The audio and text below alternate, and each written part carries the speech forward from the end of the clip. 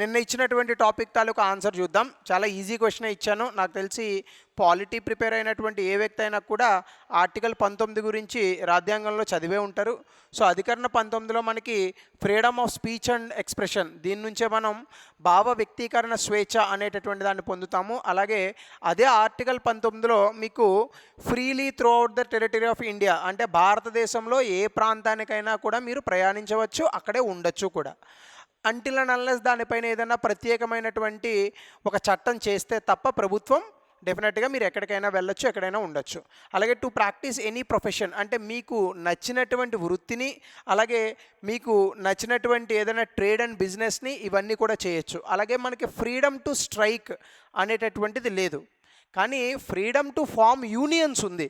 అంటే మీరు unions form చేసుకోవడానికి ఈ ఆర్టికల్ 19 అధికరణ నెంబర్ 19 సరిపోతుందేమో, కానీ స్ట్రైకులు చేయడానికి లేదు. సో కాబట్టి అది రాజ్యాంగ విరుద్ధం అని చెప్పొచ్చు. ఖచ్చితంగా దానిపైన ప్రభుత్వం అనేక రకమైనటువంటి నియంత్రణలు పెడుతుంది. సో కాబట్టి ఆన్సర్ ఈజ్ 1 and 2 and 3. అయితే ఈరోజు మనం చూడబోయేటటువంటి టాపిక్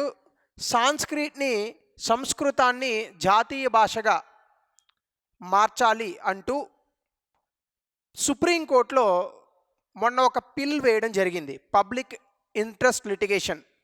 సో ప్రజావాజ్యము అంటాం మనం. దీనికి సంబంధించి సుప్రీంకోర్టు చాలా అద్భుతమైనటువంటి ఒక వ్యూస్ని కూడా ఇవ్వడం జరిగింది. ముందుగా అసలు ఆ కేసుని తీసుకోవాలా, కేసునే డిస్మిస్ చేశారు. ఎందుకు అంటే అసలు ముందుగా జాతీయ భాష అంటే ఏంటి, అసలు భారతదేశంలో జాతీయ భాష ఉందా? చాలామందికి ఒక అనుమానం ఉండొచ్చు, భారతదేశంలో హిందీ జాతీయ భాష అని. కానీ గుర్తుపెట్టుకోండి, భారతదేశానికి జాతీయ భాష అంటూ లేదు. ఎందుకు అంటే జాతీయ భాష అంటే ఆ దేశంలో ఉన్నటువంటి వ్యక్తులందరూ కూడా ఆ భాషనే ఉపయోగించేటటువంటి పరిస్థితులు ఉండాలి. మన దేశంలో అటువంటి పరిస్థితులు ఉన్నాయా? సో ఖచ్చితంగా లేవు అనేటటువంటి నిర్ధారణకు అధికరణ నెంబర్ షెడ్యూల్ నెంబర్ 8 నుంచి మీరు పొందొచ్చు. అలాగే ఆర్టికల్ 351 చదివినా కూడా ఆర్టికల్ 343 నుంచి 351 వరకు మీరు పొరపాటుగా ఎప్పుడైనా రాజ్యాంగం కనుక చదివితే మీకు చాలా క్లియర్గా అర్థమవుతుంది. భారతదేశంలో అఫీషియల్ లాంగ్వేజెస్ ఉన్నాయి తప్ప జాతీయ భాష అంటూ ఏదీ లేదు. హిందీ మరియు ఇంగ్లీష్ ఈ రెండు కూడా అఫీషియల్ లాంగ్వేజెస్. అలాగే భారతదేశంలో ఇనీషియల్గా స్వాతంత్రం వచ్చిన తర్వాత ఇంగ్లీష్ని అఫీషియల్ లాంగ్వేజ్గా 15 సంవత్సరాలు మాత్రమే పరిగణించాలని చెప్పినప్పటికీ దాని తర్వాత వచ్చినటువంటి ఆ తదుపరి కొన్ని కారణాల వల్ల దాన్ని ఇప్పటి వరకు కూడా పొడిగిస్తూ వచ్చాం. సో కాబట్టి భారతదేశంలో జాతీయ భాష లేదు. కానీ ఈ వ్యక్తి ఏమంటారంటే, అంటే పిల్ వేసినటువంటి వ్యక్తి పిటిషనరు, ఈయన జాతీయ భాషగా సాంస్క్రిట్ని ప్రకటించాలని చెప్పారు. సో ఇది ఎంతవరకు సమర్థనీయమైనటువంటి అంశం అనే విషయాన్ని మనం చూద్దాం. న్యూస్లో ఎందుకుంది, అసలు జాతీయ భాష అంటే ఏంటి, సుప్రీంకోర్టు ఇచ్చినటువంటి వ్యూస్ ఏంటి, కాన్స్టిట్యూషనల్ ప్రొవిజన్స్ అంటే దీనికి సంబంధించి రాజ్యాంగంలో ఉన్నటువంటి కొన్ని అధికరణలు కానీ లేదా ఏమైనా ఇంకా ఇతరత్ర నియమ నిబంధనలు కానీ ఏంటి, క్లాసికల్ లాంగ్వేజెస్ అని మనకు ఉన్నాయి కొన్ని. అంటే ఏంటి అసలు, అందులో ఎన్ని ఉంటాయి? మనకి మొత్తంగా 6 ఉంటాయి. తెలుగు, తమిళ్, మలయాళము, కన్నడ ఇవన్నీ కూడా క్లాసికల్ లాంగ్వేజ్ అంటారు. అలాగే హిందీకి ఇప్పుడు ఉన్నటువంటి స్టేటస్ ఏంటి, సర్ విలియం జోన్స్. అంటే ఈయన అసలు ఎందుకు వచ్చారు అంటే సర్ విలియం జోన్స్ అనేటటువంటి వ్యక్తి మొట్టమొదటిసారిగా బ్రిటిష్ ప్రభుత్వం భారతదేశాన్ని పరిపాలిస్తున్నటువంటి సమయంలో లాటిన్, గ్రీక్ అలాగే మరియు సంస్కృతం ఈ 3 కూడా ఒకే మూలం నుంచి వచ్చాయి. సంస్కృతం అనేటటువంటి భాష భారతదేశంలో వేరే దేశస్థులు ప్రవేశపెట్టడం జరిగింది. సంస్కృతంలోంచే ఇంకా చాలా భాషలు వచ్చాయి. చాలామంది తెలుగు సంస్కృతంలోంచి వచ్చిందని అనుకుంటారు, తప్పు. తెలుగు మూల ద్రావిడ భాష నుంచి వచ్చింది. మనకి ద్రావిడ భాషలు అని ఉన్నాయి కొన్ని, ద్రవిడియన్ లాంగ్వేజెస్ అంటారు. చాలా ఉన్నాయి, మనకి 24 ఎన్నో ఉంటాయి. ఈ ద్రవిడియన్ లాంగ్వేజెస్లో అంటే లిఖితపూర్వకంగా ఉన్నటువంటివి చాలా తక్కువ. అంటే తమిళ్, తెలుగు, మలయాళం, కన్నడ ఈ 4కే లిఖితపూర్వకంగా ఉంది. ఇంకా మనకి చాలా ఉంటాయి, గోండి, పెండ, మూవీ ఇట్లాంటివి చాలా లాంగ్వేజెస్ ఉన్నాయి. ఎప్పుడు కూడా భాష అంటే లిఖితపూర్వకంగా ఉన్నది కాదు, వాక్ రూపంలో ఉన్నదాన్ని భాష అని పిలుస్తారు. మొన్న కూడా మీకు కిల్కిల్ భాష కనిపెట్టాడుగా ఆయన, దానికి లిఖితపూర్వకంగా ఉందా? లేదు. ఆయన ఏదో మాట్లాడతాడు, ఏది మన బాహుబలి సినిమాలో. సో వాగ్ రూపంలో ఉన్నదాన్ని భాష అంటాం. అయితే మనకి చాలా మిస్కన్సెప్షన్స్ ఉన్నాయి. సంస్కృతం నుంచే హిందీ భాష వచ్చింది, సంస్కృతం నుంచే వేరే భాషలు వచ్చాయని చెప్పి. చాలా తప్పు. సంస్కృతం నుంచి రాలేదు. ఇవన్నీ కూడా మూల ద్రావిడ భాష, అంటే సౌత్ ఇండియాలో ఉన్నటువంటివన్నీ మూల ద్రావిడ భాష నుంచి వచ్చాయి. వేరే లాంగ్వేజెస్ ఇరానియన్ భాషలు కొన్ని, ఉర్దూ అలాగే హిందీ మిక్స్ ఇట్లా చాలా ఉన్నాయి. బట్ ఎనీవే మనం చూస్తే కనుక ఇవి మనం చూడబోయేటటువంటి అంశాలు. ఇక్కడ సర్ విలియం జోన్స్ అసలు ఎందుకు వచ్చారు మీకు ఆల్రెడీ చెప్పాను నేను. సర్ విలియం జోన్స్ అనేటటువంటి వ్యక్తి మొట్టమొదటిసారిగా సాంస్క్రిట్ అనేటటువంటిది వేరే దేశాల నుంచి తీసుకొచ్చి ఇక్కడ పెట్టారు. కాబట్టి ఈ సాంస్క్రిట్ కాలానుగుణంగా చాలా వరకు కూడా మన దేశంలో ఉన్నటువంటి ముఖ్యంగా వేదాలు కానీ ఇంకా ఇతరత్ర అంశాలు పురాణాలు కానీ ఇవన్నీ కూడా సాంస్క్రిట్ భాషలోనే మనకున్నాయి. సో కాబట్టి ఈ సంస్కృతాన్ని మనందరం కూడా చాలా గౌరవప్రదమైనటువంటి భాషగా భావిస్తాం. కాబట్టి దీన్ని జాతీయ భాషగా చేయాలనేటటువంటి ఉద్దేశంతో ఆ పిటిషనర్ ఒక పిల్ దాఖలు చేయడం జరిగింది. అయితే సుప్రీంకోర్టు ఏం చెప్పిందంటే, ముందు ఆ పిల్ దాఖలు చేసినటువంటి వ్యక్తికి చాలా సీరియస్గా సుప్రీంకోర్టు ఒక ప్రశ్న వేసింది. అసలు నువ్వు సాంస్క్రిట్ మాట్లాడతావా? మాట్లాడరు. ఎందుకంటే దేశంలో ఎన్ని నగరాలలో ఎన్ని రాష్ట్రాలలో ఎంతమంది జనాభాలో ఎంత శాతం అసలు సాంస్క్రిట్ భాషను మాట్లాడేటటువంటి అవకాశం ఉంది చెప్పండి. సో సుప్రీంకోర్టు ఏమడిగిందండి, dismisses the plea to make Sanskrit national language. కాబట్టి జాతీయ భాషగా ఈ సాంస్క్రిట్ అనేటటువంటి దాన్ని, సంస్కృతం అనేటటువంటి భాషని చెప్పడానికి ముందుగా అసలు సుప్రీంకోర్టు ఆ కేసుని యాక్సెప్ట్ చేయాల. కానీ సుప్రీంకోర్టు కొన్ని విషయాలు చెప్పింది. ఫస్ట్ ఆఫ్ ఆల్ సాంస్క్రిట్ని లేదా ఏ భాషనైనా, సాంస్క్రిట్ని కానీ లేదా ఏ భాషనైనా ముందుగా జాతీయ భాషగా పేర్కొనడానికి ఇది న్యాయపరమైనటువంటి అంశం కాదు. ఇది ప్రభుత్వము రాజ్యాంగంలో ఉన్నటువంటి కొన్ని ప్రొవిజన్స్ ఏవైతే ఉన్నాయో అధికారులను సవరించి, అంటే అమెండ్మెంట్ తీసుకొచ్చి దాని ద్వారా చేసేటటువంటి విషయమే తప్ప ఇది జ్యుడిషియరీ అంటే న్యాయ సంబంధమైనటువంటి వ్యక్తులు లేదా న్యాయ వ్యవస్థ చెప్పేటటువంటి విషయం కాదు అని సుప్రీంకోర్టు చెప్పడం జరిగింది. ఇందులో బెంచ్ ఆఫ్ జస్టిస్ మనకి ఎంఎస్ షా అలాగే కృష్ణమురారి గారు ఇందులో ఉండడం జరిగింది. సో దానికి సంబంధించినటువంటి ఇతర విషయాలన్నీ కూడా మీరు న్యూస్ పేపర్లో ఒకసారి చదవండి.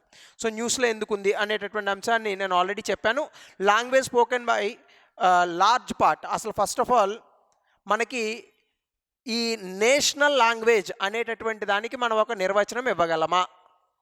మీకు నాకు నచ్చినటువంటి నిర్వచనాలు ఇస్తే ఒప్పుకోరు. ఖచ్చితంగా కూడా ఈ నిర్వచనాలకి కొంత అథెంటిసిటీ అనేటటువంటిది ఉండాలి. ఆ అథెంటిసిటీని మనకి ఎవరిస్తారు? యునెస్కో అనేటటువంటి సంస్థ ఇస్తుంది. యునైటెడ్ నేషన్స్ మనకి సోషల్ అండ్ కల్చరల్ ఆర్గనైజేషన్ ఉంది కదా, అది ఇస్తుంది.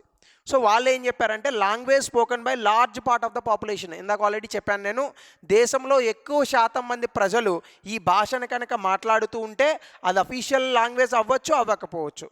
దాన్ని మనం జాతీయ భాషగా పరిగణిస్తాం. ఈ దేశంలో ఎక్కువ శాతం మంది మాట్లాడేటటువంటి భాష అంటూ ఏదీ లేదు. ఎందుకు అంటే హిందీని కేవలం 40% మంది ప్రజలు మాత్రమే మాట్లాడతారు. తెలుగుని కేవలం ఆంధ్ర తెలంగాణలో ఉన్నటువంటి వ్యక్తులు మాత్రమే మాట్లాడతారు. కన్నడని కేవలం కర్ణాటకలో ఉన్నటువంటి వ్యక్తులు మాత్రమే మాట్లాడతారు. సో కాబట్టి దేశంలో 60% ఇతర భాషలు మాట్లాడితే కేవలం 40% మాత్రమే హిందీ మాట్లాడేటటువంటి వ్యక్తులు ఉన్నారు. సో కాబట్టి మనం జాతీయ భాష ఈ దేశంలో తీసుకురావడానికి అవకాశం చాలా తక్కువగా ఉంది. అయితే రాజ్యాంగంలో ఇచ్చినటువంటి అంశాలు ఏంటి? నేను ఆల్రెడీ మీకు ఇందాకనే చెప్పాను. 8వ షెడ్యూల్లో మనకి 22 అఫీషియల్ లాంగ్వేజెస్ ఉన్నాయి. ఇనీషియల్గా ఈ 8వ షెడ్యూల్లో మనకి 14 భాషలు మాత్రమే ఉన్నాయి. చివరగా మనం బోడో, డోంగ్రీ ఇట్లాంటి భాషలన్నింటినీ కూడా యాడ్ చేసి డెఫినెట్గా ఈ నెంబర్ని మనం చివరికి ఆల్మోస్ట్ ఆల్ 22 లాంగ్వేజెస్కి మనం పెంచడం జరిగింది. అయితే మీరు ఇక్కడ కనుక చూస్తే రాజ్యాంగంలో జాతీయ భాషకు సంబంధించి ఏ రకమైనటువంటి అధికరణలు కూడా మనం ఇవ్వలేదు.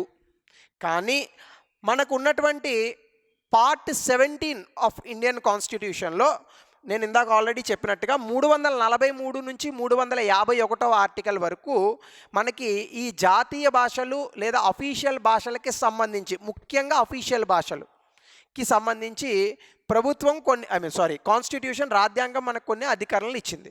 ముఖ్యంగా 351వ ఆర్టికల్లో హిందీని ఖచ్చితంగా కొంత పెంచేటటువంటి విధంగా కేంద్ర ప్రభుత్వం చర్యలు తీసుకోవాలని కూడా చెప్పింది. ఆ దిశగా చర్యలు చాలా తక్కువగా తీసుకున్నారు. సో మొత్తంగా కనుక మీరు చూస్తే official languages of republic of India అనేటటువంటిది మనకి పార్ట్ నెంబర్ 17లో కనిపిస్తుంది. డైరెక్ట్గా క్వశ్చన్ రావచ్చు, ఆ రాజ్యాంగం పార్ట్ నెంబర్ 17లో ఏముంది? ఇగో official languages of republic of India 343 నుంచి 351. అందులో ముఖ్యంగా అడిగేటటువంటిది 351, అలాగే 350లో కూడా కొన్ని అడుగుతాడు. సో ఇవి చూడాలి. అలాగే 8వ షెడ్యూల్లో ఎన్ని భాషలు ఉన్నాయి? 22 భాషలు ఉన్నాయి. అవి ఏంటి అనేటటువంటిది నేను రాయలేదు, కానీ మీరు రాసుకునేటటువంటి ప్రయత్నం చేయండి. మొట్టమొదటిగా కనుక మీరు చూస్తే ఇందాక నేను చెప్పినట్టు మనకి ఇనీషియల్గా 14 భాషలు ఉన్నాయి, రైట్. 14 official languages. దాని తర్వాత 21వ అమెండ్మెంటు, 71వ అమెండ్మెంటు, అలాగే 93వ అమెండ్మెంటు. ఈ 3 రాజ్యాంగ సవరణలతో మిగతా 8 భాషల్ని కూడా మనం యాడ్ చేసాం. మీకు లాస్ట్లో గుర్తుపెట్టుకోవడానికి కూడా నేను ఒక సింపుల్ లాజిక్ చెప్తాను. డిబిఎంఎస్ కంప్యూటర్స్ వాళ్ళకి బాగా తెలుస్తుంది. డిబిఎంఎస్ అనేటటువంటి దాన్ని 2004లో మనం, అదే 2003లో అమెండ్మెంట్ జరిగింది, 2004లో ఫోర్స్లోకి వచ్చింది అది అమలు అనేటటువంటిది. 2003లో చేసినటువంటి 92వ రాజ్యాంగ సవరణ ద్వారా మనం 4 భాషల్ని తీసుకొచ్చాం. దాన్నే డిబిఎంఎస్ అంటారు. డి అంటే డోంగ్రీ, బి అంటే బోడో, ఎం అంటే మైథలి, ఎస్ అంటే సంతాలి. ఈ 4 భాషల్ని కూడా మనం తీసుకురావడం జరిగింది. అలాగే 71వ అమెండ్మెంట్తో కూడా కొంకణి, మీరు ఎక్కువగా కర్ణాటక తీర ప్రాంతాల్లో ఈ భాషను వాడుతూ ఉంటారు, గోవా లాంటి ప్రాంతాల్లో. అలాగే మణిపురి, నేపాలి, ఎక్కువగా మీకు బీహార్ పైన ఉన్నటువంటి ప్రాంతాల్లో ఈ నేపాలి వాడతారు, మణిపూర్లో మణిపురి వాడతారు. ఈ భాషలన్నింటినీ కూడా మనం 72వ సవరణతో కూడా తీసుకురావడం జరిగింది. సో ఇవన్నీ కూడా మీరు గుర్తుపెట్టుకోవాల్సినటువంటి అంశాలు when comes to the examination. So ఇక్కడ నేను నోట్స్ ఇచ్చాను, మీరు జాగ్రత్తగా ఇవి రాసుకునేటటువంటి ప్రయత్నం చేయండి. అలాగే మన క్లాసికల్ లాంగ్వేజెస్, ఈ మధ్య కాలంలో చివరిగా మనం యాడ్ చేసినటువంటి క్లాసికల్ లాంగ్వేజ్ ఏంటి? ఒడియా. దాన్నే ఒరిస్సాలో మాట్లాడతారు. ఒకప్పుడుగా ఒరిస్సా భాష అనేవాళ్ళు, ఇప్పుడు ఒడియా అని అంటున్నాము. So Tamil, Sanskrit, Kannada, Telugu, Malayalam, Odia. మీరు ఇందులో చూడండి, క్లాసికల్ లాంగ్వేజెస్ అంటే ఏమున్నాయి మనకి? మెయిన్గా తమిళ్, తెలుగు, మలయాళం, కన్నడ. అంటే సౌత్ ఇండియాలో ఉన్నటువంటి ఈ 4 ద్రావిడ భాషలు కూడా మనకి క్లాసికల్ లాంగ్వేజెస్ అంటాం. జనరల్గా మనం ఈ వీటిల్ని ఎందుకు క్లాసికల్ లాంగ్వేజెస్ అని పిలుస్తాము అంటే, క్లాసికల్ లాంగ్వేజెస్కి ప్రతి అనేటటువంటిది చాలా విడిగా ఉండాలి, దానికి లిటరేచర్ అనేటటువంటిది విడిగా ఉండాలి.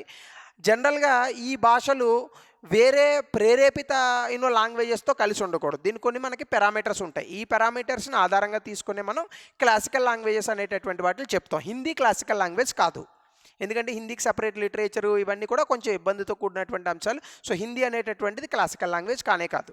సో కాబట్టి ఇవి మన అన్నిటికీ కూడా క్లాసికల్ లాంగ్వేజ్గా ఉన్నటువంటివి. ఎందుకంటే మనకి ఒకవేళ తెలుగు కూడా సాంస్క్రిట్ నుంచి వచ్చి ఉంటే తెలుగు కూడా సాంస్క్రిట్ లాంగ్వేజ్, తెలుగు కూడా క్లాసికల్ లాంగ్వేజ్ అవ్వదు. సో తెలుగు మూల ద్రావిడ భాష నుంచి వచ్చింది. సో ఈ అన్ని క్లాసికల్ లాంగ్వేజెస్ కూడా మనకి 8వ షెడ్యూల్లో ఇవ్వబడ్డాయి. సో ఇవన్నీ మీరు గుర్తుపెట్టుకోవాలి. లాస్ట్ టైం 2014లో ఒడియాని కలిపాం. అలాగే కనుక మీరు చూస్తే స్టేటస్ ఆఫ్ హిందీ, ఆల్రెడీ మీకు ఇందాక చెప్పినటువంటి అంశం ఇక్కడ 351 ఆర్టికల్. కేంద్ర ప్రభుత్వం ఏదైతే ఉందో ఈ హిందీని ప్రోత్సహించడానికి తగినటువంటి చర్యలు తీసుకోవాలి అనేటటువంటి అంశాన్ని 351లో మనం ప్రకటించడం జరిగింది. అలాగే 343 ఆఫ్ ఇండియన్ కాన్స్టిట్యూషన్ ఏం చెప్తుంది మనకి? హిందీని దేవనాగరి లిపి, ఇది ఎప్పుడో 5వ క్లాస్లో 6వ క్లాస్లో చదువుకుంటాం మనం. హిందీ ఏ లిపిలో రాస్తారు? దేవనాగరి లిపి, ఇవన్నీ చదువుకుంటాం కదా. హిందీ దేవనాగరి లిపి అనేటటువంటి దాంట్లో మనం వాడాల్సి ఉంటుంది. అలాగే అఫీషియల్ లాంగ్వేజెస్ యాక్ట్ 1963 ప్రకారం మనకి 2 అఫీషియల్ లాంగ్వేజెస్ ఉన్నాయి. ఎస్పెషల్లీ 8వ షెడ్యూల్లో ఇచ్చినవి schedule languages. Official languages 2, English, Hindi. అది ఏ చట్టం నుంచి వచ్చింది? ఇదిగో ఈ చట్టం నుంచి వచ్చింది, 1963లో వచ్చినటువంటి చట్టం. ముందుగా ఇంగ్లీష్ని కేవలం 15 సంవత్సరాలు అనుకున్నారు, కానీ తర్వాత రకరకాల కారణాల వల్ల దాన్ని ఇప్పటికి వరకు కూడా పొడిగిస్తూ వచ్చాం. ఇవన్నీ నేను ఇక్కడ రాశాను, మీరు రాసుకోవచ్చు. సర్ విలియం జోన్స్ గురించి కనుక మీరు చూస్తే, he is the first person, Asiatic Society of Bengal అనేటటువంటి దాన్ని 1784లో ఈయన స్థాపించడం జరిగింది. అలాగే he was the first person Indo European languages అని, అంటే లాటిన్, గ్రీకు, సాంస్క్రిట్ వీటన్నిటికీ కూడా మూలము ఒకటే.